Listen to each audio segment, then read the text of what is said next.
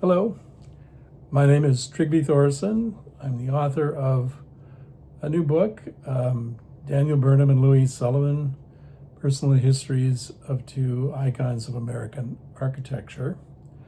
And if you happen to be interested in such things, I am making this little video to perhaps answer some questions you might have about the project. There are three questions in particular. Question number one, who am I and what right do I have to write this book about Burnham and Louis Sullivan, two great architects of Chicago?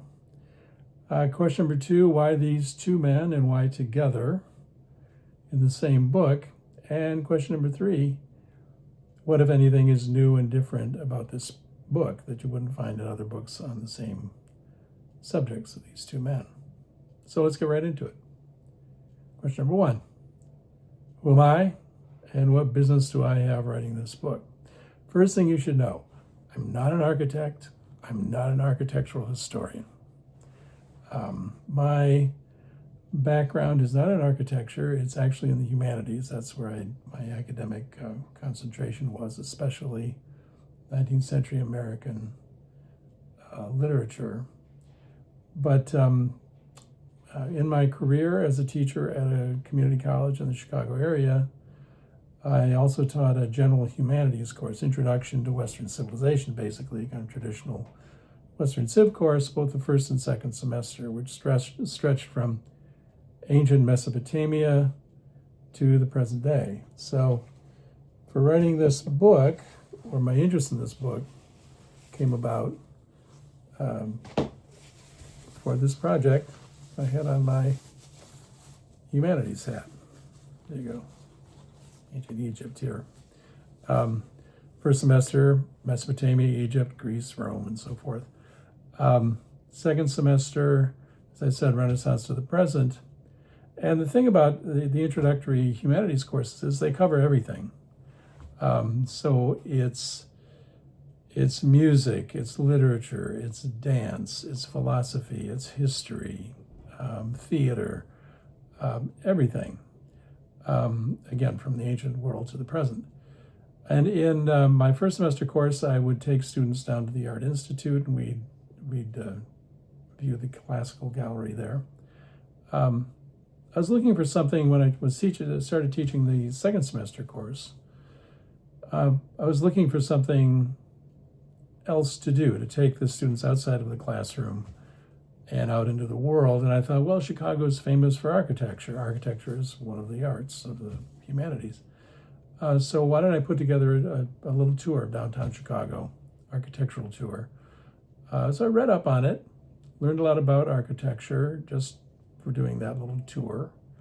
Really enjoyed doing it, and started to get interested in developing a keener interest in Chicago architecture. So that's how that happened. So I'm going to take off my humanities hat now, put on my other one.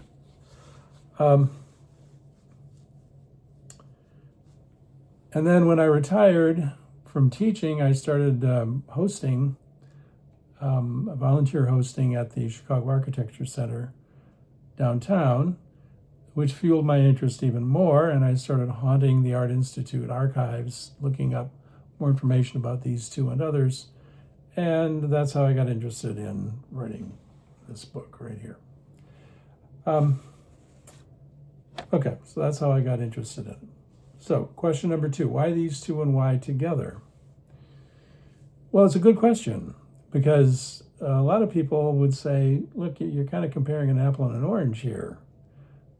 Daniel Burnham was the boss of the firm. He was the big chief. He delegated responsibilities to others. He wasn't, for example, the lead designer in his own firm. He ran the firm.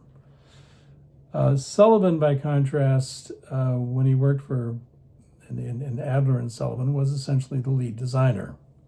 And Dankmar Adler was the titular head of the firm. So they occupied different spaces in the architectural universe that was Chicago at the time.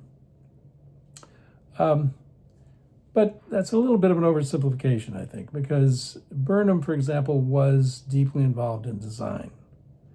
he was a very hands-on boss, and he got very interested, even not just in individual buildings, but even in the plan of Chicago, city planning.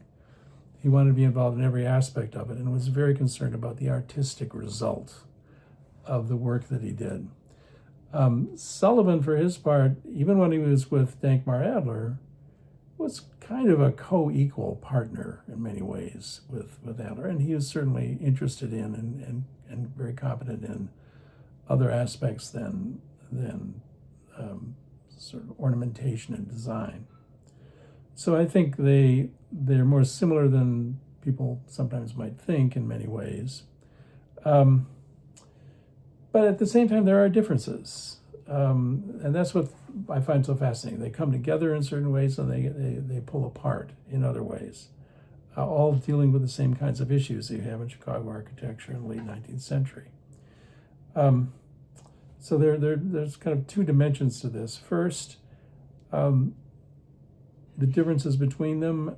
Burnham was in my view, the great collaborator, the team leader. He believed very much in teamwork at an architectural firm. He was very respectful of the opinions of others and of other architects and of what other architects at the time were doing, which tended to make him, he was deferential. This tended to make him a bit more of a traditionalist than he might otherwise have been. Sullivan, on the other hand, was a my way or the highway guy.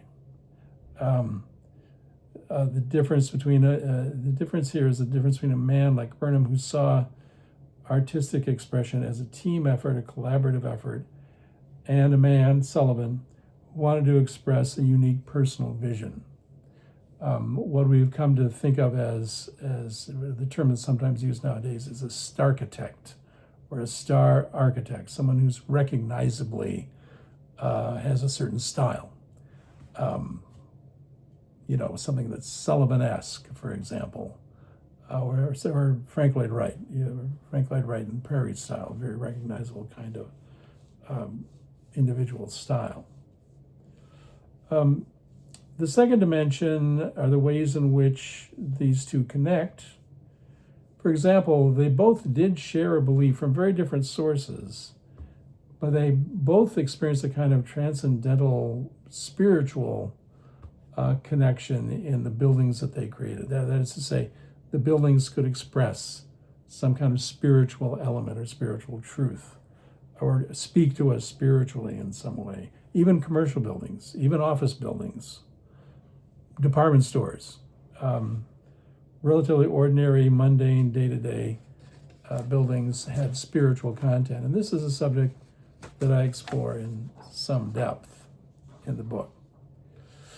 Okay, question number 3. So what's new here? What's different from what are you going to get in my book that you don't get in some of the others?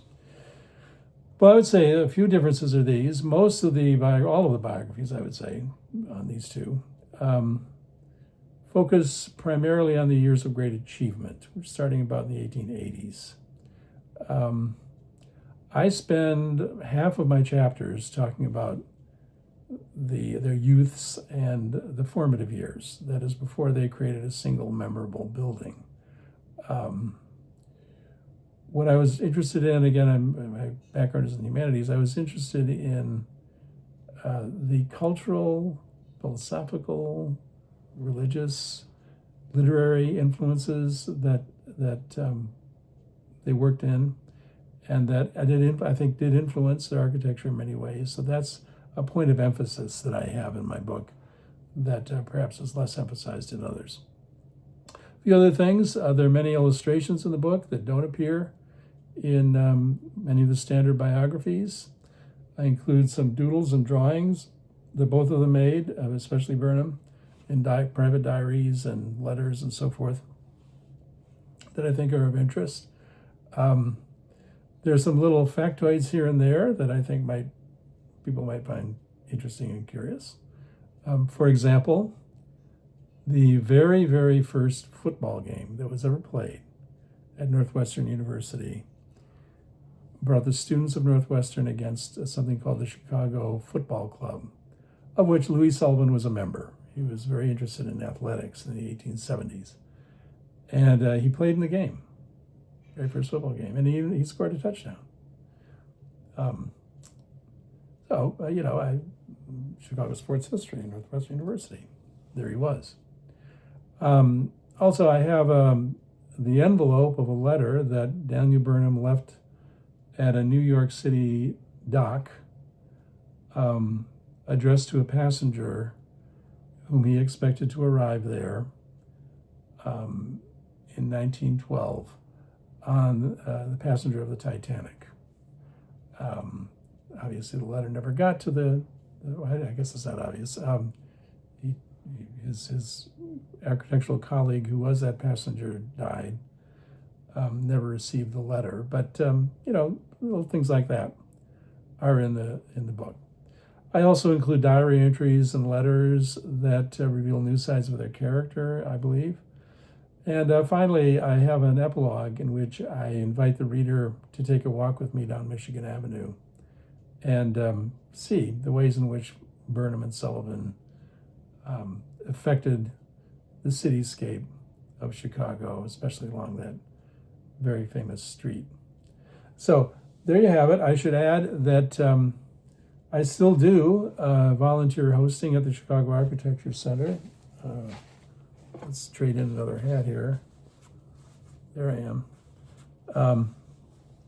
So if you're ever in Chicago and happen to visit downtown and want to go to learn something about the architecture, come to the Architecture Center. Who knows? Maybe I'll be hosting, and you can ask me questions. Or if you get lucky, you might get somebody else who's even better than I am.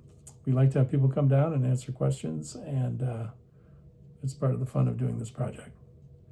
So that's all for now. I hope this answered any questions you might have, and I hope maybe if you are interested, pick up the book and take a look. Thank you.